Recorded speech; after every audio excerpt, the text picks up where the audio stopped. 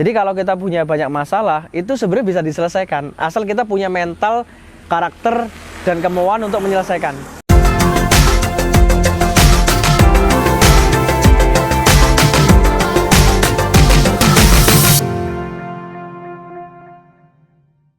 Hai, assalamualaikum teman-teman semuanya. Kali ini kita mau ngobrolin masalah. Jadi mungkin kita semuanya punya masalah ya. Ada masalah finansial, masalah kesehatan, masalah keluarga, masalah kerjaan, pokoknya macam-macam deh masalah gitu ya. Kali ini aku pengen ngomong sama teman-teman bahwa sebetulnya semua masalah-masalah yang datang ke hidup kita, bahkan bertumpuk-tumpuk, yang kita bikin pusing, bikin pening, bikin sakit kadang-kadang, itu sebenarnya bisa kita selesaiin semuanya. Masalah-masalah yang hadir itu sebenarnya adalah cara kita untuk bertahan dan bisa untuk naik level, untuk naik kelas. Jadi kalau kita punya banyak masalah, itu sebenarnya bisa diselesaikan, asal kita punya mental, karakter, dan kemauan untuk menyelesaikan. Jadi kalau kunci ya, misalnya masalah dengan keluarga atau masalah dengan pasangan, itu adalah salah satu masalah yang sangat-sangat bisa diselesaikan gitu.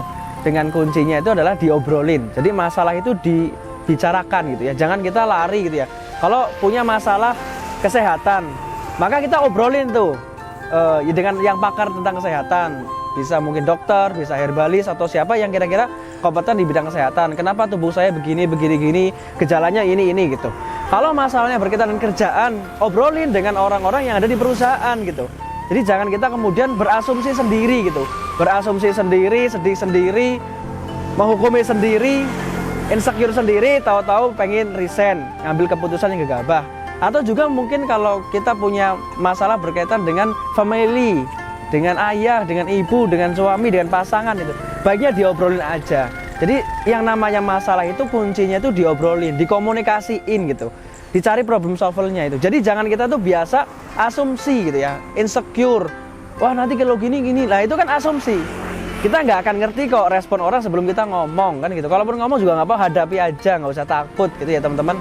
Karena ketakutan itu atau fear itu adalah bohong sebetulnya.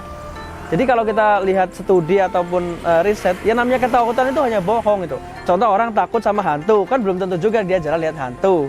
Orang takut sama penyakit itu, kan belum tentu penyakitan aja. Jadi kekhawatiran itu kadang-kadang asumsi-asumsi yang perlu kita beresin gitu ya. Jadi untuk nyelesain masalah, kuncinya diobrolin gitu ya, diobrolin aja, di maintenance, cari solusi. Jadi kalau udah tahu kita punya masalah, kalau udah tahu kita punya problem, tinggal kita berpikir ya solusi.